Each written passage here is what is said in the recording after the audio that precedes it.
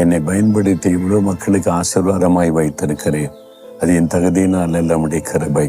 அதை சொல்ல சொல்ல சொல்ல அந்த கிருபை பெருகி கொண்டே இருக்கிறதை பார்க்க முடிகிறது.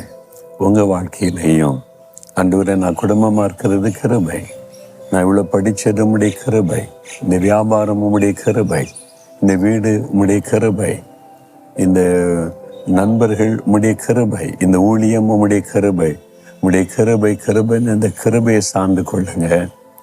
அந்த கிருபை விலகாமல் இருந்தாலே கடைசிவரை அந்த கிருபை உங்களை பாதுகாத்து நடத்தும்.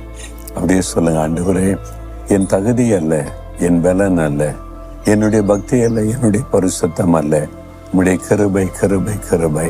உம்முடைய கிருபை நிமித்தம் என்னை ஆசீர்வதிக்கிறீர், உம்முடைய கிருபை நிமித்தம் என்னை நடத்துகிறீர். உம்முடைய கண்களில் எனக்கு கிருபை கிடைத்ததற்காய் ஸ்தோத்திரம் ஸ்தோத்திரம் ஸ்தோத்திரம். இயேசுவின் நாமத்தில் ஆமேன். ஆம்.